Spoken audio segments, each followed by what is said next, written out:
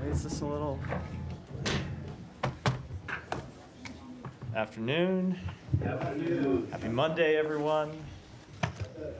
Let's get started. The United States is today imposing sanctions on Amana, the largest organization involved in settlement and illegal outpost development in the West Bank, as well as its subsidiary Binyane Bar Amana. Amana is a key part of the Israeli extremist settler movement. It maintains ties to a number of individuals previously sanctioned by the U.S. government, and it has helped establish dozens of illegal settler outposts and directly engage in the dispossession of private land owned by Palestinians. In addition, we are imposing sanctions on Eyal Hari Yehuda Company, its owner Itamar Yehuda Levy, Shabtai Koshlevsky, the vice president of Hasamor Yosh, and violent extremist Zohar Sabak. The actions of these individuals and this company have contributed both directly and indirectly to the rise of violence in the West Bank. The United States remains committed to fighting increasing extremist settler violence. Over the past 10 months, we have sanctioned 33 entities and individuals, including today's actions, for their activities in the West Bank. These sanctions have targeted an ever-broadening array of actors, from individuals to organizations, for their roles in the escalating violence and instability. There is no justification for extremist violence against civilians, period. We are committed to working with Israel and the Palestinian Authority to de-escalate violence in the West Bank, which has cost the lives of too many Israeli and Palestinian civilians. The President and the Secretary have repeatedly stressed with their Israeli counterparts that Israel must do more to stop violence against civilians in the West Bank and hold accountable those responsible for it. But as we have also made clear, in the absence of such actions by the government of Israel, we will continue to take our own steps to hold those responsible for violent extremism accountable. And with that, Matt, congratulations on the Bills' victory yesterday. Thank you. Big one. Yes, it was big. Yeah. And it was good. Yeah. I'm glad that the whole country, with the exception of maybe Kansas City area, is happy. I'm not a partisan to either of those teams, so I won't speak to the relative goodness, but let the remarks stand. Well, thank you. Before we get back to the what I'm sure will be a lot of questions about the Middle East, I just wanted to ask you quickly about transition. Is there anything new to report on contacts between incoming team and state? So a couple things. With respect to the official transition process, no, there's nothing that has changed. I'll let other agencies speak to the memorandum of understanding process. My understanding is that there has not been a signed memorandum of understanding, which is what has to take place before the incoming administration's transition team can come start work here, getting briefed and getting access to information to proceed in the transition process. That process has not changed. There has been an additional contact I can read out. The Secretary phoned Secretary-designate Marco Rubio yesterday to offer his congratulations on his appointment and to pledge to him, as we have said publicly, that we will do everything within our power to make it a successful transition. Okay, and that was the extent of it? That was the extent of the call, yeah. Okay. Now, on to the, does anyone have another transition question? Did the Secretary talk about any policy issue? I'm not going to get into any further specifics other than that what I said, which is he called to offer his congratulations and pledged that we would work to make it a successful transition. So on the Lebanon front, there's a whole flurry of speculation and reports that something is in the works. Can you fill us in on where things stand there? So we continue to be engaged with our Israeli counterparts, with the government of Lebanon, with a number of other countries, both in the region and outside the region, to try and reach a resolution to the conflict across the blue line. As you know, we've been trying for some time to get a resolution that would see UN Security Council Resolution 1701 fully enforced, and we are making progress on it, but I wouldn't want to comment on it beyond that. Do you know if are people heading out to the region? Well, we always have people moving around various places in the region, but with respect to any travel to Lebanon, I don't have any to announce today. Okay. Not everybody at once. Easy, wait for. All right, Alex. Thank you, Matt. We'll move to you. Front row is very demure today. It's like Well, everybody. actually, It's like everybody else was watching the Bills game and celebrating. No. Can we just say that on the Middle East if he wants to? Sure, sure. I just on Gaza. Yeah. And the aid situation, which does not seem to have improved significantly at all since last week in your announcement last week. What's the latest on that? So we have seen the situation improve, though to see the actual realization of all of those improvements, we do think will take some time. But we have seen the government of Israel take additional steps. They voted last week to allow 250 trucks per day in, and then in addition, the Prime Minister instructed the Minister of Defense to make every effort to get that level of daily truck deliveries up to 350, which is the number that we called for in the letter. As you know, they now have 5 crossings open. They reopened a crossing that had been closed. They opened a new crossing, things that we called for. They restarted the Jordan Air Force's corridor, something that we had called for. They removed 30 items from the dual-use restricted list, something that we had called for in the letter on behalf of a number of humanitarian organizations that had been calling for those steps to be taken. They restored deliveries to the north. They expanded the Mawasi humanitarian zone by 25%, something that we had called for in the letter. They are implementing the UN's plan to prepare for winter, which includes things like repairing roads, facilitating the entry of winter-specific aid, vaccinations for winter-specific diseases. And so we have seen them take a number of steps, some of which have been public, some of which they have communicated to us, and I'm making public now. And it will take some time to see whether those actually translate to what they're supposed to translate to, which is more humanitarian assistance making it into Gaza, and then more humanitarian assistance making it to the actual people inside Gaza that need to get it. And that's what we're committed to seeing take place over the coming weeks. Yeah. Just, I guess this is related to sort of transition. Do you have any comment on reporting about Elon Musk meeting with the Iranian ambassador last week, Monday? I don't. Okay. I don't. Yeah. Going back to Lebanon, Matt, can you say whether there have been any gaps that have narrowed in the negotiations over a diplomatic resolution here? Has Hezbollah presented any response to the proposals that are said to have been briefed to them? You know, I just don't think it's productive, unfortunately, to get into the details of the back and forth negotiations, only to say that we have been at this for some time now. We have been sharing proposals, both with the government of Lebanon and the government of Israel. Both sides have reacted to the proposals that we have put forward. There has been an exchange of different ideas for how to see what we believe is in everyone's interest, which is the full implementation of UN Security Council Resolution 1701. And we're going to continue to stay at that process because we believe a diplomatic resolution is key to allowing the fighting to stop, to protecting civilians, and allowing the civilians in both Israel and Lebanon to return to their homes. In past weeks, there has been optimism around the discussions to varying degrees. Are you able to give us a characterization of where that stands now? Are you optimistic that something can come together in the coming days? I am not going to make a characterization, which shouldn't read anything into other than that to say we are committed to trying to get these negotiations over the finish line.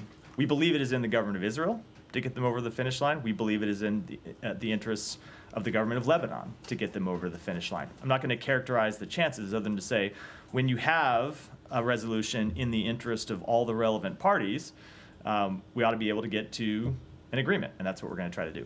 And then switching to Doha and the calls for Hamas to be booted out of the country, where does things stand there? Are there still Hamas officials in Qatar? If not, where are they now? And what's the latest? I will let the various relevant governments speak to where they are. I know the government of Qatar has spoken to this to some extent. I've seen the reports that some of the leadership of Hamas who had been in Doha have now moved to Turkey. I'm not in a position to dispute those reports.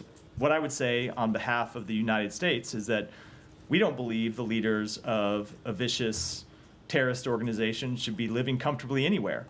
And that certainly includes in a major... Remember that Hamas is a brutal terrorist organization that has murdered a number of Americans, continues to hold to this day 7 American citizens hostage.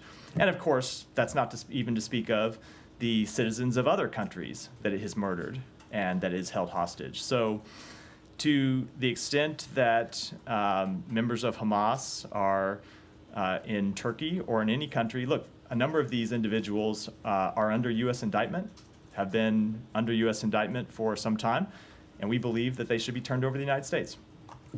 If they are in Turkey and aren't turned over or expelled or what have you, whatever asks may be made, what kind of consequences would there be for Turkey, who's a NATO ally? I don't want to get ahead of things here. We've just seen the reporting in the last few days that they have moved to Turkey. But of course, we will make clear to the government of Turkey, as we have made clear to every country in the world, that there can be no more business as usual with Hamas. Yeah, go ahead, Hiba. Just to follow up on the questions regarding Lebanon and the negotiations. You used to say, for example, when it comes to Hamas and Israel, the onus is on Hamas or on Israel. When it comes to Lebanon, where's the problem? Here or here? Lebanon, Hezbollah, or Israel? So both the government of Israel and the government of Lebanon need to agree to an ultimate resolution, a diplomatic resolution. Obviously, that requires to both of them agreeing to the various proposals that we have put forward. And you can imagine, as is always the case in this kind of diplomatic engagement, there are things that each side wants and things that each side objects to. And what we try to do is to work through that and get to a resolution that both parties can agree to. But ultimately, the onus is on both of those countries.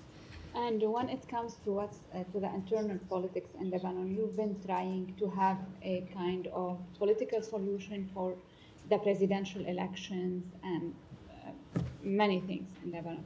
Any update on these efforts? No, look, we continue to want to see the Lebanese parliament elect a new president. We have been pushing for that since before the outbreak of violence in the past few months. We've been pushing for that since before October 7th, and we're continuing to push for it, but I don't have any update to offer. There are some talks that there are regional partners pushing for a role to Bashar al-Assad within Lebanon. Are you on the same page, or do you accept such a proposal to start with? I don't know what proposal that refers to specifically, and I wouldn't want to comment on it here today. Thank you. So let me just try to stay in the region first. Yeah. Michelle, go ahead. Matt, do you support Israeli right to intervene in Lebanon militarily in the future in case the Lebanese armed forces or the UNIFIL don't move against Hezbollah? So especially in the south. Yeah, so I don't want to speak to that specifically. I know there have been reports about various things that may or may not be under negotiation. So sometimes when I comment on even general questions like that here, they're interpreted as me weighing in on the specifics of negotiations. I will, of course, say that every country in the world has the right to defend itself against terrorist attacks. That includes Israel, it includes other countries as well. And I think I'll leave it at that. And will you give Israel guarantees in this regard? I'm just not going to speak to the underlying diplomatic negotiations. And is there only one draft that you are working on, or 2 drafts? Only one. I think I'm going to have to apply my previous answer, which is I'm not going to talk to the specifics of the negotiations. Ultimately, we're looking to a proposal that can be agreed to by both countries. And do you know if Folkestein is going today to Lebanon, or? I would refer you to the White House for that. Almost hasn't worked here for more than a year now, but I would direct you to the NSC to speak to his travel schedule. Thank you. Go ahead. Yeah. Over the weekend, Haaretz reported on Israel's crackdown on foreign activists in the occupied West Bank, stating that at least 16 foreign activists, many of them our Americans, have been expelled from Israel since last October after being detained in the West Bank. Have you seen these reports, and do you have any reaction? Do you believe that Israel is deliberately targeting foreign activists? Yeah, we have seen the reports, and we are currently gathering more information about them. I don't have any specific information to speak to, and so don't have any comment on them, but would say in general, we support the rule of law, and due process, and will continue to advocate for these principles, especially when they pertain to the treatment of U.S. citizens. And one more on this, activists being targeted. Turkish-American activist Ayşenur Egi was also killed by Israel in the West Bank 69 days ago, and there has been no accountability to this day. Eyewitnesses say she was deliberately targeted by Israeli forces. The last time I raised this issue at the briefing, you told me that you were pressing Israel for answers. Have you received any answers? Do you have any update? No, I don't have an update. That continues to be the case. We have been in contact with the government of Israel, including very recently about this case, to make clear that we wanted to hear from them exactly what happened. As you know, the Secretary has said that it is unacceptable that anyone should be shot and killed just for attending a peaceful protest. And we continue to press the government of Israel to conduct its investigation and to brief us on the results of that investigation. But I don't have an outcome to read out as of yet. Are there any steps that the State Department plans to take regarding this instead of, waiting for answers? So Israel? we want to see the end of the investigation before we speak to that, which does not mean that it is an open-ended timeline, right? There's a point at which are we talking about weeks, months, or years? I'm not going to speak to it publicly. We're in conversation with the government of Israel about it. But we want to see the investigation be thorough, and then when we see the results, we'll of course be willing to speak to them at that time, as well as any additional steps that may or may not be warranted. Yeah, thank you, Matt. On the U.S.-Iraqi discussion over the security relations in the future, you were scheduled to have a meeting in Baghdad before the end of this administration. But an Iraqi diplomat told me that the Iraqi government has requested the State Department to postpone the meeting to next year and changing the venue from Baghdad to Washington, D.C. Have you received such a request? And what updates do you have for me about your discussions with Iraq over security relations? I'm going to have to take that question and get back to you. I'm just not tracking the details of either timing or location for that meeting. And another question related to this, I'm not sure if you have anything from it. Does changing administration in Washington have any impacts on your discussion with Iraq over security relations and your forces in Iraq? So that gets back to a question I spoke to last time I was here, which I guess was week before last, right after the election, when I was obviously traveling last week. And the general answer to that is I obviously can't speak to what the next administration will do on any policy area anywhere around the world. We have made clear what we believe is in the interest of the United States, and we will continue to pursue those policies and continue to put them in place between now and January 20th, but I wouldn't want to speculate in any way what the next administration may do. And last question, the Iraqi militia groups has increased their attacks on Israel. I'm sorry, the Iraqi militias, yeah. They increased their attacks on Israel. Even yesterday they attacked Elliot. And they are using a pretext that Israel has used the Iraqi airspace to attack Iran. And the Iraqi government was saying that we are going to engage with the U.S. on this. What's your comment on that? Do you think it's the right pretext? We clearly do not. We have engaged with the government of Iraq on this very question to make clear to them that the government of Iraq should not allow the territory of Iraq to be used to launch terrorist attacks against anybody. And it is not in Iraq's interest to be pulled into a regional conflict. And so the government of Iraq should take all appropriate steps to prevent these terrorist organizations from launching such attacks. Thank you. Staying in the region. Well, I wanted to move to Russia. I should. Let me just. I will come to you next. Let me just make sure anyone else has anything else in the region. Go ahead, and then I'll come back to you next time. Thank you, Matt. According to Israel Behind the News report, UNRWA schools in Bethlehem are reopened, and UNRWA is actively participating in the war against Israel. My question to you is, will the U.S. therefore demand on arms and ammunition inspection of UNRWA schools and medical clinics and a follow-up? So I don't know what report you're referring to, but we do not believe that UNRWA is engaged in active war against the state of Israel. Okay. Let me just finish. UNRWA exists to provide humanitarian services to the Palestinian people. We believe it's important work that they play. Now, we take very seriously the allegations that there were UNRWA employees who were involved in the terrorist acts of October 7th and made clear that that's absolutely unacceptable, and those employees must be held accountable for those actions, but that's different than painting with a broad brush the entire organization. Okay, on another issue, in light of the U.S. UNRWA accord, which conditions USA to UNRWA on the removal incitement in texts and murals from UNRWA. Will the U.S. demand that murals and texts which glorify murder of Jews be removed from UNRWA refugee camps in Bethlehem? I don't know exactly what specific report you're referring to, so I'm not going to comment on it. Simon, go ahead. What can you tell us about what the current policy is on whether Ukraine can launch long-range missile strikes into Russia using U.S. missiles? I don't have any policy updates to speak to today. As you know, since even before Russia launched its full-scale invasion, the United States has marshaled a coalition of more than 50 countries to provide assistance to Ukraine and to hold Russia accountable for its actions. We have made clear that we will always adapt and adjust the capabilities that we provide to Ukraine when it's appropriate to do so, and you have seen us back that up with steps that we have taken over the past several years, but I don't have any new policy developments to speak to today. Obviously, this is already being reported that there is a change of policy, and the Kremlin has responded saying this is a major escalation from the U.S.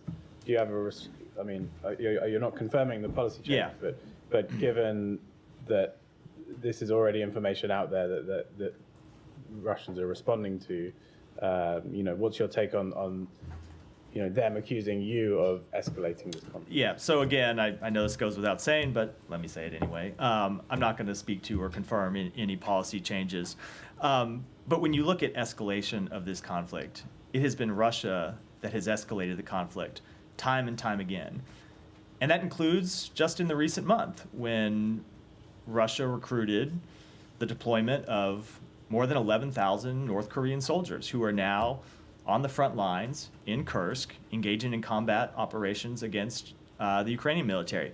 That is a major escalation by Russia, bringing in an Asian military to a conflict inside Europe. And as we said, as the Secretary said, our response to that would be firm. And the supporters of Ukraine's response to that needed to be firm. And we will continue to do what is appropriate to hold Russia accountable for its actions, including its escalatory actions, and to hold North Korea accountable for its escalatory actions. The Russians say that they can just deploy whoever they like to Kursk because it's inside their own country. What's the kind of principle here that a country can't bring in other troops to defend? So the first principle that we need to remember, of course, and I know you haven't forgotten this, but for everyone else, is that it is Russia that started this war by invading the sovereign territory of its neighbor. Russia that invaded Ukraine supported proxy war in 2014, and then that launched a full-scale invasion of Ukraine in 2022. And so if Russia wanted to stop the attacks on its territory, it's the aggressor here.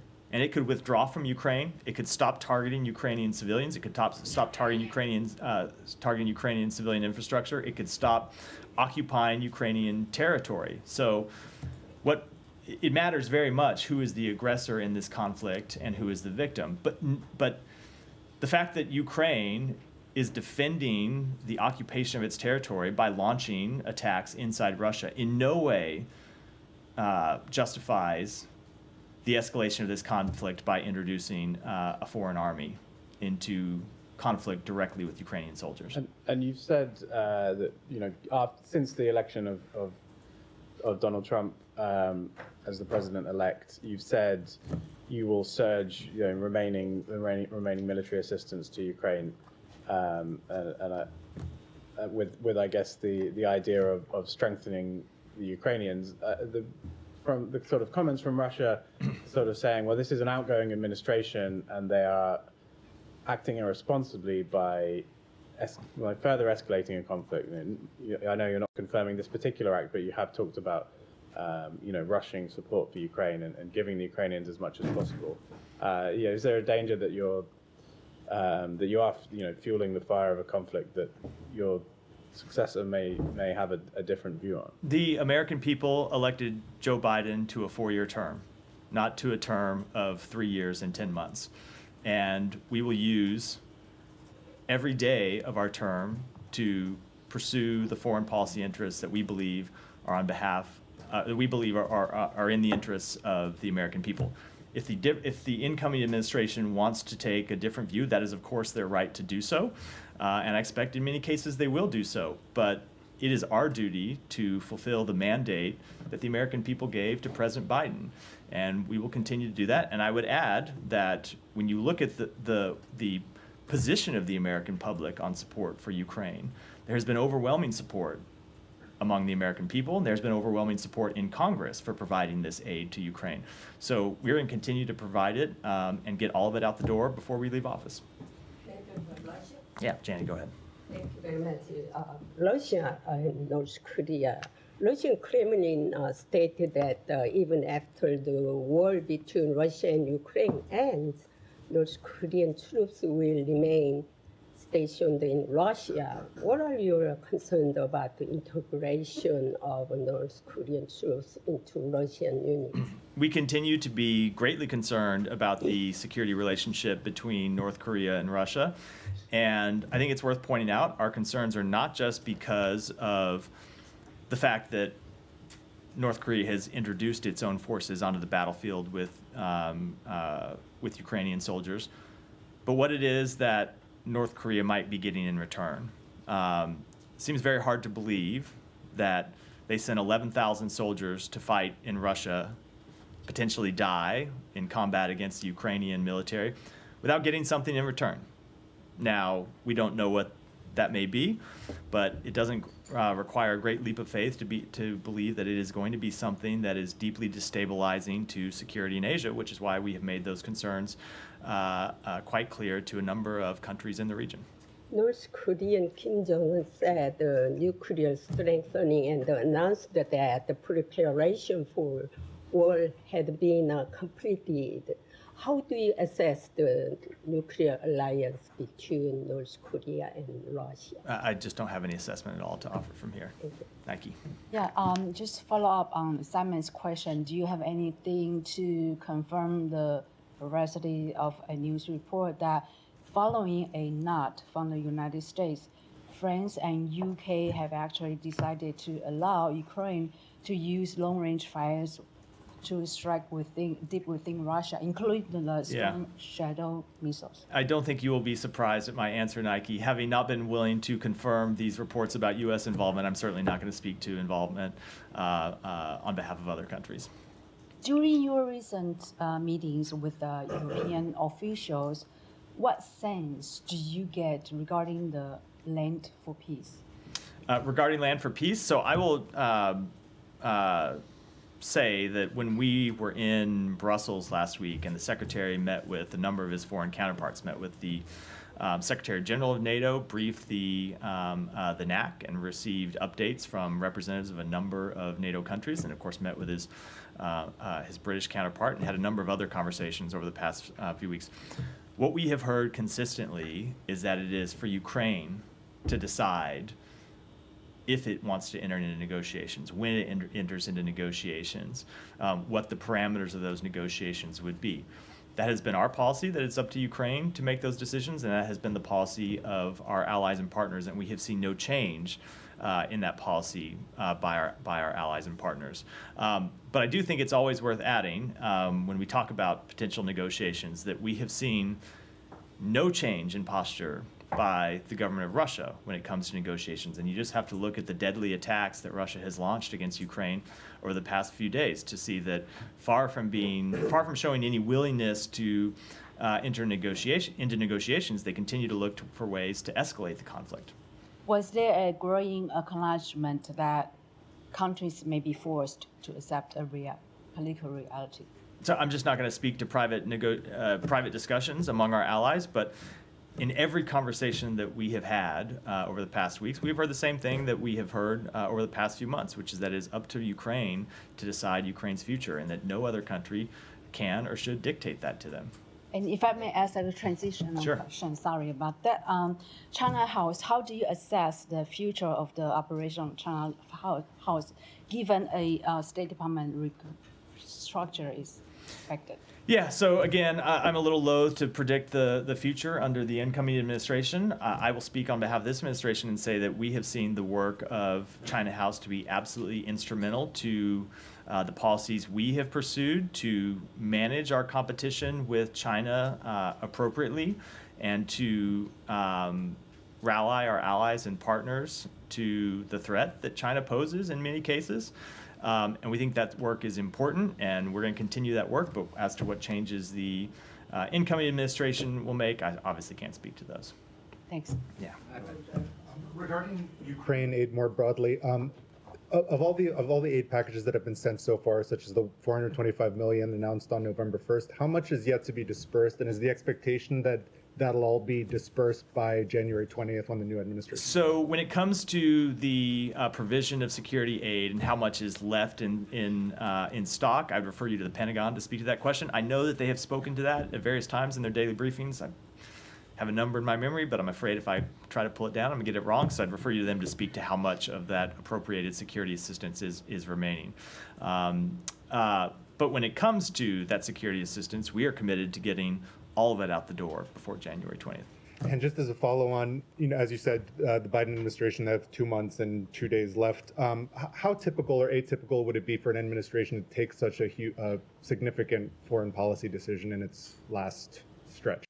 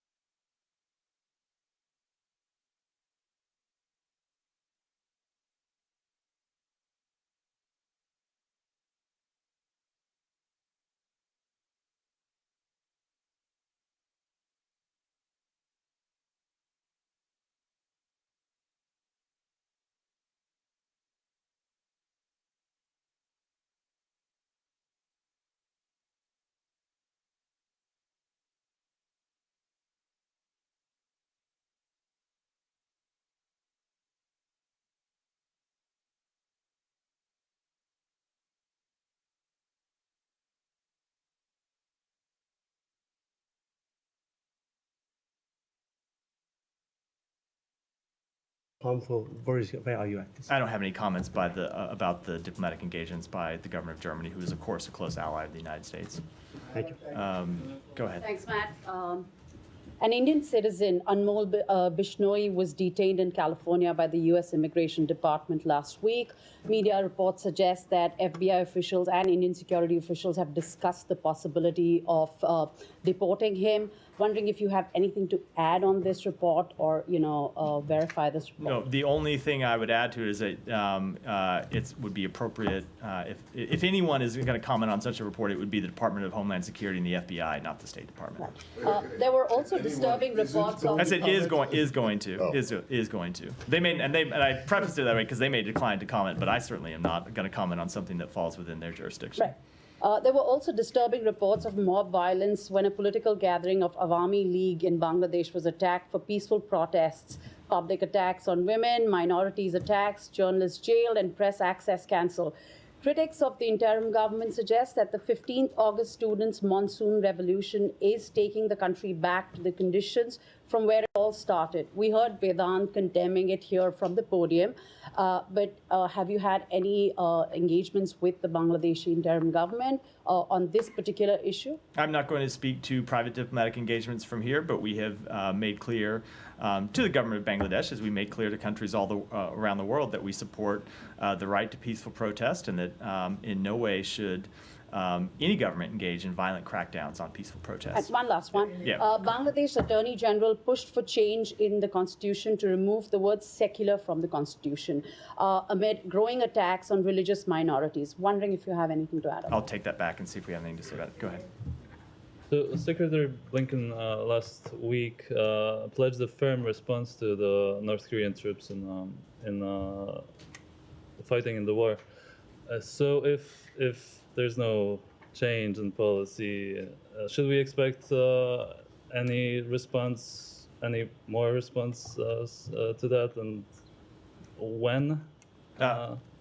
You should expect us to deliver on the Secretary's words, and I'll leave it at that. And going back to the Scholz call, did the Germans consult with you before, or did they read out the call afterwards? I'm not going to speak to private diplomatic conversations, but we are always in close contact with our German allies. Yeah, go ahead. Thank you. A quick follow-up on UNRWA. When Israeli parliament actually passed the bill to ban UNRWA, you told me that you oppose this and there could be consequences under the U.S. law. I wonder, is there any update on that? Will this administration take any action against that? We are still in the implementation period for that law, and we have made clear to the government of Israel that how concerned we are about the implementation of that law, and will continue to stay engaged over the course of that implementation period, which is, I believe, 90 days. Thank you. Yeah, Jenny. Can I follow up on something that was in the letter that Secretary Blinken and Austin sent, this civilian harm channel? Has that met yet? I am not aware if it's met yet. I know we were working to set up the meeting. I was traveling last week. I don't actually know whether the meeting has taken place, but we're looking to get it established. And then on the West Bank, there was another round of sanctions today, as you previewed at the top. But where's the thinking on sanctioning Ben Gvir and Smotrich? So I'm never a push from congressional Democrats for you guys to do so. I think you know the answer I'm going to give here, which is I'm never going to talk about potential sanctions targets before we take such an action. Just as if you had asked us last week if we were going to sanction any of the organizations that we sanctioned today, I would have said we're not going to speak to potential actions. But we do mean it when we say the government of Israel needs to take further actions to crack down on those responsible for extremist settler violence. And if they don't, we are committed to taking our own actions. Would you support your partners sanctioning these two Israeli ministers, as the Brits have suggested they would be willing? I'm not going to speak to hypotheticals. These are the type of things that we discuss with them privately, but I think we ought to leave it at that. Yeah, Simon. Different subject. There was a statement about Tom Perriello going to Sudan, or he's already there, I believe. And the Sudanese government put out a statement talking about some of the meetings that have happened that he had discussed with the Sovereign Council there. Several suggestions about I think it's mostly about humanitarian aid and a political process to end the war. Is there anything you can tell us about what those suggestions have been from the Special Envoy? So just speaking generally, without getting the specifics of his meetings today, he was in Sudan to engage with Sudanese officials, including President Barhan. and other members of Sudanese civil society to make clear our commitment to a civilian government, and when speaking to President Burhan and members of the Sovereign Council, to stress the need to stop the fighting and enable unhindered humanitarian access. So when he met with Sudanese civil society members, he talked about the humanitarian work across ethnic lines to provide emergency assistance to vulnerable communities and internally displaced persons, including women. And he pressed with the government the need for further steps, given the scale and need of the challenge, to allow humanitarian assistance in. This conflict continues to not get the attention I think it merits from the world, given the scale of the suffering, given the scale of the death, given the humanitarian assistance problem. And so we were there to continue to press the government to do all it can to not hinder the provision of humanitarian assistance. And of course, we ultimately continue to want to get to a ceasefire and an end to the fighting. Did General Burhan agree to some of these things that you're suggesting? Or? I don't have a further readout of the meeting. I haven't talked to Tom since the end of those meetings, which were just today. So I don't have a specific readout to what the general might have said. Is part of that like these relief corridors to get aid into Al Fasher, Sennar, and parts of Khartoum? Let me take it back and either talk to the special envoy or his team and get you a more complete answer. Go ahead. Back to the Ukraine issue. On the reported permission for Ukraine to use long-range missiles, regardless of who's responsible for escalation, are you able to give us an assessment of whether there will be an escalation going forward, and how did the United States... Of whether what? How, if there's an escalation going forward, and how did... By whom? I'm lost in the question, Yes. Can you give us an estimation as to if there will be an escalation, how will the United States cope with the situation? You mean like if there's a further escalation by Russia? No, I wouldn't want to preview how we might respond to a hypothetical situation. And is there any sort of interaction between the Secretary and his Russian counterpart at the G20? No. Matthew, good afternoon. Yeah. The Vatican Secretary of State, Cardinal Pietro Parolin, said, quote, on discussing the Ukraine war, quote, "This war risks dragging us into a nuclear confrontation, a descent into the abyss." He just said that. What's the State Department's reaction to that statement by the Cardinal?